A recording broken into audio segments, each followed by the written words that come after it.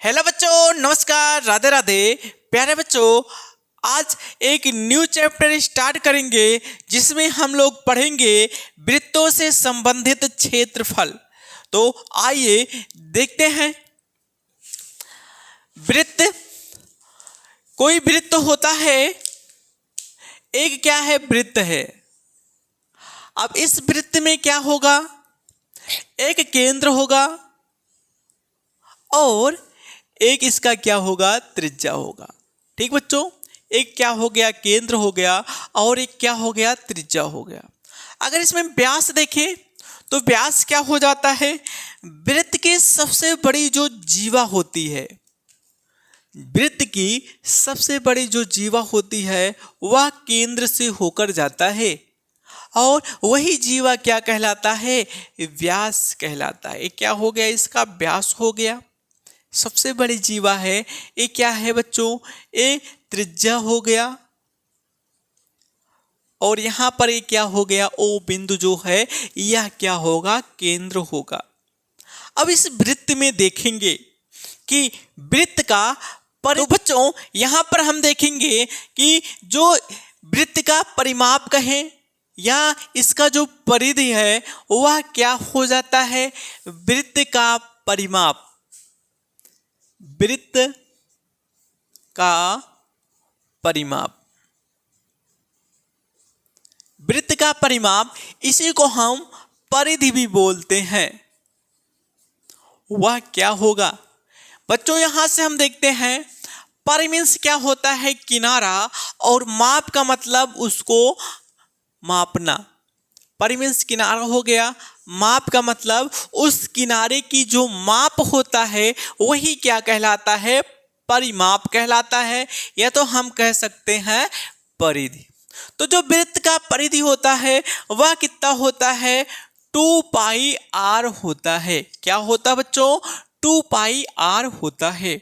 और क्या होता है, वैसे अगर हम यहां से देखते हैं, जो त्रिज्या है, त्रिज्या का जो 2 गुना होता है यह क्या कहलाता है, व्यास कहलाता है, जिसको हम डी से प्रदर्शित करते हैं। वृत्त का और परिधि क्या हो जाएगा, वृत्त का और जो दूसरा परिधि होगा वह क्या हो जाएगा, पाई डी होगा। पाई हो गया, डी हो गया, या तो हम इसको क्या लिख सकते हैं, पाई गुणे व्यास। क्या लिख सकते हैं, पाई गुणे व्यास। ठीक बच्चों, आपको ये समझ में आ गया होगा। अब देखते हैं वृत्त का क्षेत्रफल। वृत्त का क्षेत्रफल क्या होता है, तो वृत्त का क्षेत्रफल, वृत्त का क्षेत्रफल, तो वृत्त का जो क्षेत्रफल होता है वह पाई होता है और त्रिज्या का क्या होता है, स्क्वायर। पाई त्रिज्या का क्या होता है, स्क्वायर। इसमें त्रिज्या को हम आर माने हैं, तो यहां पर जो वृत्त का क्षेत्रफल है, जो वृत्त का एरिया है, ये क्या निकल कर आएगा, पाई आर स्क्वायर निकल कर आएगा। ठीक बच्चों, अब हम प्रश्नावली 12A की ओर बढ़ते हैं। तो क्वेश्चन 1 में कहा गया है, 2 वृत्तों की त्रिज्याएं क्रमशः 8 सेंटीमीटर और 6 सेंटीमीटर है। उस वृत्त की त्रिज्या ज्ञात कीजिए जिसका क्षेत्रफल इन दोनों वृत्तों के क्षेत्रफलों के योग के बराबर है। तो बच्चों हम लोग देखते हैं दोनों वृत्तों के क्षेत्रफलों का योग, दोनों वृत्तों के क्षेत्रफलों का योग। बच्चों क्या होगा, मानते हैं पहले वृत्त की त्रिज्या R1 है, दूसरे वृत्त की त्रिज्या R2 लेते हैं। तो यहां पर किसी भी वृत्त का जो क्षेत्रफल होता है पाई आर स्क्वायर होता है। तो पहले वृत्त की त्रिज्या R1 मान लिए हैं, दूसरे वृत्त की त्रिज्या R2 मानते हैं, तो पाई R2 का क्या हो गया, स्क्वायर हो गया। ठीक बच्चों, अब इसमें क्या चीज कॉमन है, पाई को हम कॉमन ले लेते हैं और मान रख देते हैं। तो यहां से पाई हो गया, R1 का मान कितना कितना है, हम 8 सेंटीमीटर लेते हैं तो क्या हो जाएगा बच्चों, 8 का स्क्वायर प्लस R2 को कितना 6 सेंटीमीटर है तो 6 का स्क्वायर हो गया और यहाँ पर ब्रैकेट बंद। तो पाई बराबर जो होगा 8 का स्क्वायर 64 हो गया और 6 का स्क्वायर 36 हो गया। 64 में 36 जोड़ेंगे कितना प्राप्त होगा, 100 प्राप्त होगा। कितना प्राप्त होगा, 100 प्राप्त होगा। ये क्या हो गया है, दोनों वृत्तों के क्षेत्रफलों का जो योग है वह कितना निकल कर आ गया है, 100 पाई निकल कर आया है। अब प्रश्नानुसार हम देखेंगे, प्रश्नानुसार देखेंगे तो क्वेश्चन में क्या कहा गया था कि जो दोनों वृत्तों का क्षेत्रफलों का जो योग था ना, इसके द्वारा एक नया वृत्त प्राप्त होगा जो उसके क्षेत्रफल के क्या हो जाएगा, बराबर होगा। तो बच्चों यहां पर हम लिख देते हैं प्रश्नानुसार। प्रश्नानुसार प्रश्नानुसार देखते हैं, दोनों वृत्तों के क्षेत्रफलों का जो योग है इसके बराबर क्या हो जाता है, एक नए वृत्त के क्षेत्रफल के बराबर होता है। माना नए वृत्त का क्षेत्रफल क्या है, पाई कैपिटल R स्क्वायर। ये नया वृत्त का क्षेत्रफल हो गया। यहां पर लिख देते हैं नया वृत्त का क्षेत्रफल पाई R स्क्वायर। नए वृत्त की त्रिज्या देखेंगे तो कैपिटल R हो जाएगा।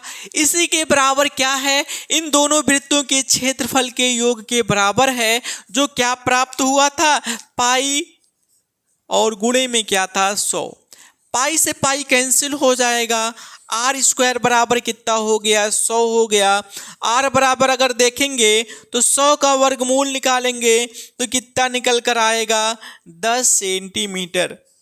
तो जो नया वृत्त प्राप्त हुआ है उसका त्रिज्या कितना निकल कर आ गया है, 10 सेंटीमीटर। तो इसका आंसर क्या होगा बच्चों, 10 सेंटीमीटर। ठीक बच्चों, नोट करिए।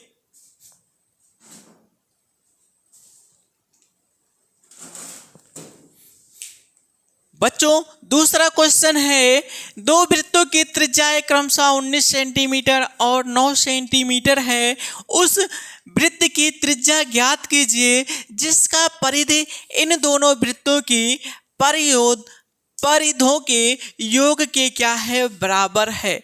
तो बच्चों यहाँ पर अगर हम देखते हैं 19 सेंटीमीटर त्रिज्या वाले वृत्त का परिधि क्या होगा, यहां पर हम लिखते हैं 19 सेंटीमीटर। 19 सेंटीमीटर त्रिज्या वाले वृत्त का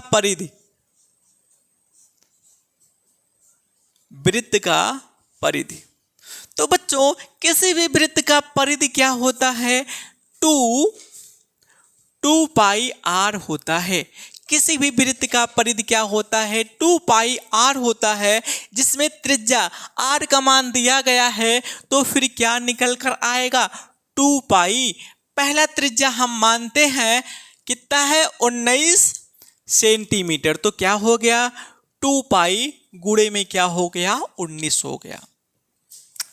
इसी तरह 9 सेंटीमीटर त्रिज्या वाले 9 सेंटीमीटर त्रिज्या वाले वृत्त का परिधि क्या हो जाएगा बच्चों, यहां से प्राप्त होगा 2 पाई। 9 सेंटीमीटर त्रिज्या है तो गुणे में क्या हो जाएगा, 9 होगा। अब प्रश्नानुसार प्रश्न में क्या कहा गया है, प्रश्न में कहा गया है दोनों वृत्तों के परिधि का योग। तो पहले वृत्त का परिधि निकल कर आया, दूसरे वृत्त का परिधि निकल कर आया। अब दोनों का योग जो होगा वह एक नए वृत्त के परिधि के क्या होगा, बराबर होगा। तो यहां पर हम लिखते हैं कि दोनों वृत्तों के परिधि का योग, दोनों वृत्तों के परिधि का योग, तो बच्चों कितना हो जाएगा, पहले वृत्त का जो परिधि प्राप्त हुआ था वह कितना था, 2 पाई ब्रैकेट में 19 प्लस दूसरे वृत्त का जो परिधि प्राप्त हुआ था वह क्या था, 2 पाई और क्या था 9 था। बच्चों दोनों में क्या चीज कॉमन है, 2 पाई कॉमन है। 2 पाई जब हम कॉमन करेंगे तो फिर क्या प्राप्त होगा, जो प्राप्त होगा 19 धन कितना हो गया 9। यहां से 2 पाई और गुणे में क्या हो गया 19 में 9 जुड़ेगा तो कितना हो जाएगा बच्चों 28 हो जाएगा। तो दोनों वृत्तों का जो परिधि था इनका योग कितना हो गया है 2 पाई और गुणे में क्या है 28 है। अब प्रश्न के अनुसार हम देखेंगे प्रश्न में क्या कहा गया है। प्रश्न में यही कहा गया था कि दोनों वृत्तों का जो परिधि था इनका जो योग था यह किसके बराबर था, एक नए वृत्त के परिधि के बराबर था। तो यहाँ पर हम प्रश्नानुसार कर लेते हैं जो चीज प्रश्न में कहा गया है। प्रश्नानुसार दोनों वृत्त के परिधि का जो योग है एक नए वृत्त के परिधि के क्या होगा बराबर होगा। तो हम यहाँ पर एक नए वृत्त का परिधि हम लेते हैं जो 2 पाई कैपिटल आर। नए वृत्त का त्रिज्या क्या कैपिटल आर मान लिए हैं, तो इसका परिधि क्या हो जाएगा 2 पाई आर बराबर किसके हो जाएगा, इसी 2 पाई गुणे किसके 28 के ही क्या होगा बराबर होगा। 2 पाई से 2 पाई क्या हो गया कैंसिल हो गया। यहां से r बराबर क्या निकल कर आया 28 सेंटीमीटर। तो क्वेश्चन में क्या पूछा गया था, क्वेश्चन में यही पूछा गया था कि उस वृत्त की त्रिज्या ज्ञात कीजिए। तो उस वृत्त का जो त्रिज्या निकल कर आया है वह कितना निकल कर आया है 28 सेंटीमीटर। ठीक बच्चों, आप लोग इसको नोट करिए।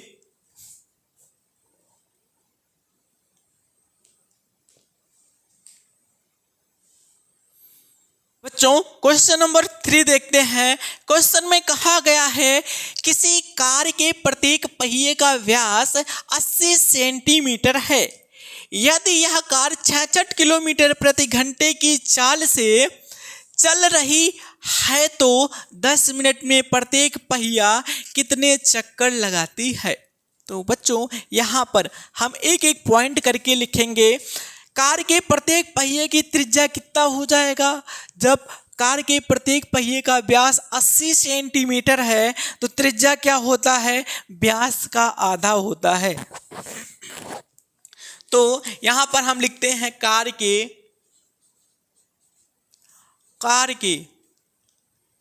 प्रत्येक पहिए का त्रिज्या व्यास 80 सेंटीमीटर था तो त्रिज्या कितना हो जाएगा बच्चों 40 सेंटीमीटर होगा। प्रत्येक पहिए का परिधि, वैसे जो पहिया होता है कार का वह वृत्त के समान होता है, तो परिधि क्या हो जाएगा प्रत्येक पहिए का परिधि क्या होगा बच्चों, प्रत्येक पहिए का परिधि क्या होगा।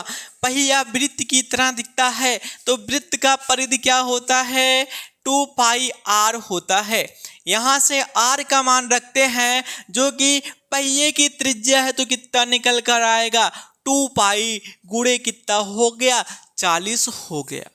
ठीक है, इस सेंटीमीटर में होगा। अब बच्चों हम देखेंगे कार की चाल कितना दिया गया है। कार की चाल 66 किलोमीटर प्रति घंटा है। तो यहां से कार की चाल कितना है, कार की चाल कितना दिया है बच्चों 66 किलोमीटर प्रति घंटा, 66 किलोमीटर प्रति घंटा। लेकिन अगर हम यहां से देखें तो परिधि किस में निकल कर आया है सेंटीमीटर में निकल कर आया है। किस में निकल कर आया है सेंटीमीटर में निकल कर आया है। तो यहाँ पर जो किलोमीटर है किलोमीटर को सेंटीमीटर में बदलेंगे तो 1 किलोमीटर में कितना सेंटीमीटर होता है। तो यहाँ पर कितना हो जाएगा, ये 66 है तो 66 को ऐसे रहने देते हैं। 1 किलोमीटर में कितना सेंटीमीटर होता है, तो यहाँ पर हम देखते हैं गुणे 1 और कितना 0 हो जाएगा बच्चों 5 जीरो, एक इसमें बदल गया, सेंटीमीटर में बदल गया। एक बटे में क्या है, प्रति घंटा है। 66 किलोमीटर प्रति घंटा है। घंटा को मिनट में बदलते हैं। एक घंटे में कितना मिनट होता है बच्चों, 60 मिनट होता है। तो बटे में क्या कर दिए हैं, 60, और क्या हो जाएगा, मिनट होगा। तो वैसे अगर हम देखें तो जो कार की चाल है वह कितना हो गया, यहां से इसको काटते हैं 0 से 0, 6 कन 6, 6 कन 6, 6 कन 6, तो यहां से क्या प्राप्त होगा, 11, और कितना 0 हो गया, 1 2 3 4 सेंटीमीटर प्रति मिनट होगा। क्या होगा बच्चों, मिनट होगा। जो कार की चाल हो गया है 1,10,000 सेंटीमीटर प्रति मिनट हो गया है। लेकिन क्वेश्चन में क्या कहा गया है, क्वेश्चन में कहा गया है कि 10 मिनट में प्रत्येक पहिया कितना चक्कर लगाती है। ये तो प्रति मिनट इतना दूरी चलती है, तो हम यहां पर देखेंगे 10 मिनट में, यहां लिख देते हैं 10 मिनट में, 10 मिनट में पहिए के द्वारा, 10 मिनट में पहिया द्वारा चली गई दूरी। 10 मिनट में पहिया कितना दूरी तय करेगा, तो इसमें 1 मिनट में इतना सेंटीमीटर दूरी तय करता है, तो 10 मिनट में कितना दूरी तय करेगा बच्चों, यहां पर हम लिखते हैं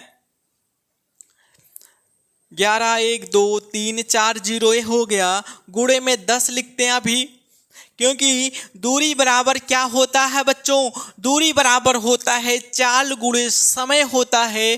तो हमारा यहां पर क्या प्राप्त हो गया, 1 1 1 2 3 4 5 सेंटीमीटर। इतना दूरी तय करेगा 10 मिनट में। ठीक बच्चों, ये चीज प्राप्त हो गया है। अब इसके बाद हम देखते हैं, यहां से देखेंगे जो पहिया है, पहिए का परिधि, कहने का मतलब पहिया जब एक चक्कर घूमता है तो इतना दूरी चलता है, लेकिन 10 मिनट में पहिया कितना दूरी चला था, इतना दूरी चला था। तो क्वेश्चन में पूछा गया है पहिए के द्वारा चक्कर लगा कि पहिया कितना बार घूमा है, तो यहां पर हम लिख देते हैं पहिए, प्रत्येक पहिए द्वारा, प्रत्येक पहिए द्वारा चक्कर लगा, चक्कर कितना चक्कर लगेगा, तो आइए देखते हैं। 10 मिनट में कितना दूरी तय किया था, 1 1 1 2 3 4 5 इतना हो गया। अब प्रत्येक चक्कर में पहिया कितना दूरी चलता है, 2 पाई 40, पाई का मान भी हम रख देते हैं यहाँ पर, तो यहाँ पर मान रखते हैं 2। पाई का मान क्या होता है बच्चों, 22/7 होता है, और गुणे में क्या है, 40 है। तो आइए इसको काट कर छोटा करते हैं, 1 0 यहाँ से कैंसिल हो गया, इसको हम काटेंगे, 4 से काट देते हैं, 4 1 4 हो गया। इसको जब हम 4 से काटेंगे तो कितना हो जाएगा बच्चों, 4 दूनी 8 हो गया, बचा 3 30 हो गया, 4 7 28 हो गया, बचा 2, फिर कितना हो गया 20, 4 5 20 हो गया, कितना 0 बचा है, 2 0। ठीक बच्चों, अभी फिर यहाँ कितने से कटेगा, 4 से कटेगा। 4 से जब हम काटेंगे तो कितना हो जाएगा, 4 से इसको हम काट देते हैं, तो यहाँ से क्या है, 11 है। तो 4 से जब इसको काटेंगे तो फिर कितना प्राप्त होगा, 4 6 24, बचा 3, अब यहाँ कितना हो गया, 35 हो गया, 4 8 32 हो गया, अब यहाँ कितना हो जाएगा, 30, 4 7 28 हो गया, बचा कितना 2, तो 20 हो गया, 4 5 कितना हो गया है, 20। बच्चों यहाँ पर देखिए 11 है, 11 को काट देते हैं, 11 1 11 हो गया। इसको जब 11 से काटा जाएगा तो फिर कितना प्राप्त हो जाएगा, 11 6 66 हो गया, बचा 2, 27, 11 दूनी 22 हो गया, बचा 5, 55, 11 पचे कितना हो गया, 55 हो गया। तो यहाँ से क्या प्राप्त होगा, ये 625 है, तो 625 हो गया। यहाँ पर देखिएगा बटे में 7 है, तो 7 का गुणा किस में हो जाएगा, 625 में गुणा होगा। तो इसका जब हम गुणा करेंगे तो गुणा करने पर कितना प्राप्त होगा, 7 पचे 35 हो गया, और 7 दूनी 14, 14 में 3 जोड़ेंगे कितना हो जाएगा, 17 हो जाएगा। 7 छक 42 हो गया, 42 में 1 जोड़ेंगे कितना हो जाएगा, 43 होगा। तो पहिए के द्वारा प्रत्येक पहिए द्वारा लगा चक्कर, कितना चक्कर लगेगा, प्रत्येक पहिया 4375 चक्कर लगाएगा। ठीक बच्चों, आप लोग इसको नोट करिए।